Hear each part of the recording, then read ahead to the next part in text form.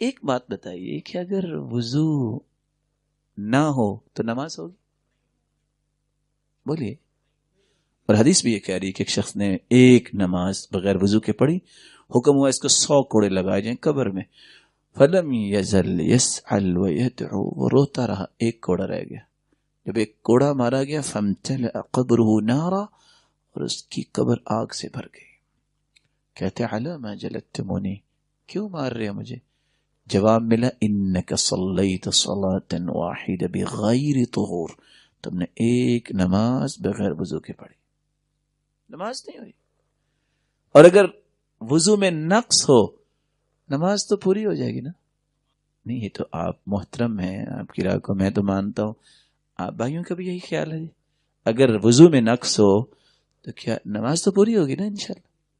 اللہ آپ کو برکت دے. مطمئن ہے نا آپ سارے اس بات؟ ہم جب وضو کرتے ہیں کبھی ہم نے سوچا کہ میرا وضو اللہ کے رسول جیسا وضو ہے؟ اور اگر میں یہ کہہ دوں تو مجھے امید ہے کہ آپ کو پسند ہی آئے گا. کبھی میں نے اپنی گھر والی کا اور اپنی بیٹی اور بیٹے کا وضو چیک کیا.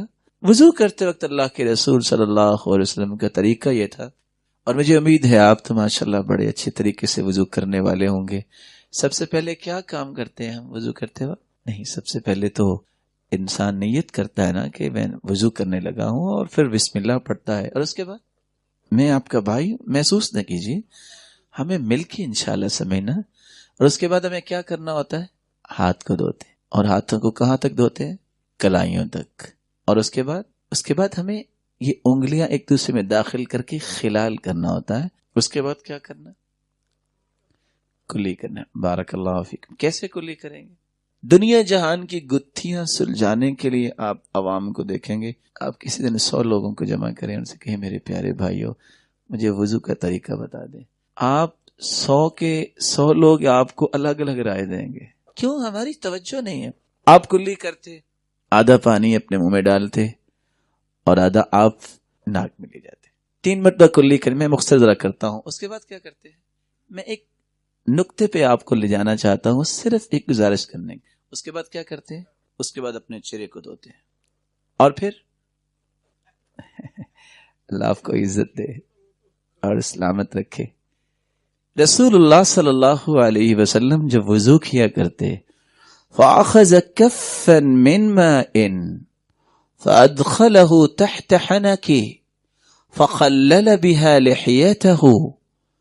آپ جب وضو فرماتے تو پانی کا چلو لیتے اور اپنی داڑھی مبارک کے نیچے داخل کرتے اور خلال کرتے، اور فرمایا ہَكَذَا أَمَرَنِي رَبِّي، میرے رب نے مجھے ایسا ہی حکم دیا ہے.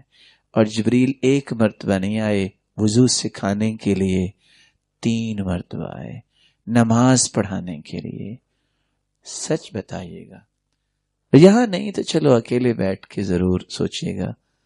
جس میرے معزز محترم مکرم محتشم بھائی جو بھول گیا ہوگا، اس نے اگر خلال کی جگہ ہی نہیں چھوڑی تو خلال تو کیا ہی نہ اس نے، وضو اس کا مکمل ہے. چھوڑیے باقی باتوں کو، یہ لوگوں کی باتوں کے پیچھے ہم نہیں جاتے، ہمیں تو حدیث کے مطابق چلنا ہے. کیا اس کا وضو مکمل ہے؟ اگر وضو میں یہ نقص ہے کہ اس نے خلال نہیں کیا، ہو سکتا ہے کوئی میرا پیارا بھائی یہ کہہ دے بچے بھی تو نہیں کرتے، وہ مکلف نہیں ہے. لا یکلف اللہ نفسا الا وسعها. نہ عورتوں کے لیے حکم ہے نہ بچوں کے لیے حکم ہے. جس کی ہوگی یہ سنت اس کے لیے حکم ہے، وہ تو زائل کی گئی. تو ہمیں دیکھنا ہے کہ میری محبت کا یہ زاویہ کہاں تک درست ہے. بینگ اے مسلم، میری اور آپ کی محبت سچی اس وقت ثابت ہوگی جب ہم ہر کام کو جو اللہ کے رسول نے کیا اس کام کو اپنی زندگی میں شامل کر لیں، اپنے زاویوں کو اس طرح بنا لیں اور اپنے رویوں کو درست کر لیں. کیونکہ درستگی کا معیار ہی ایک ہے، مقیاس ایک ہے، میزان ایک ہے، وہ ہے اللہ کے رسول کی ذات.